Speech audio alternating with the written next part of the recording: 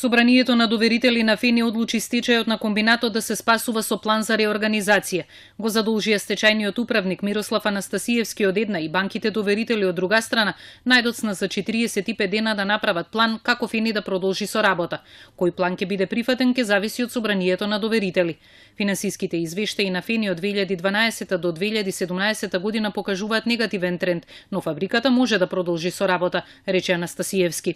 Друштвото е неликвидно, бележи пад на приходите и загуби уште од 2013 година. Финансиските показатели имаат негативен тренд и со соодветна стручна метода утврдив дека Фени требало да банкнотира уште во 2014-2015 година.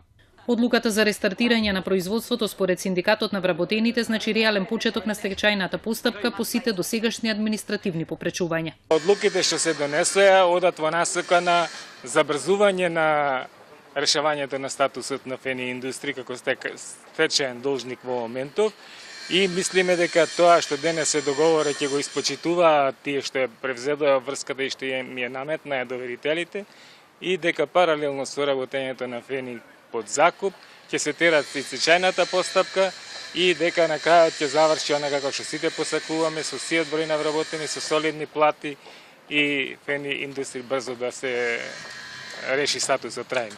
Планот за реорганизација треба да ги прецизира чекорите како фабриката ќе продолжи со работа, колку од средствата ќе се инвестираат, колкав дел од долговите ќе се враќаат и во кој рок, како и колку од вработените ќе бидат ангажирани.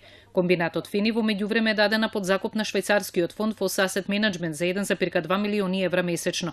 Од 161 милиони евра кои ги побарувале 1017 доверители на Фени, стечајниот управник оспорил 93,8 милиони евра, а прифатил 67,5 милиони евра. Приговор поднеле 33 доверители, но тоа не се очекува значително да влијае на вкупниот долг на Фени.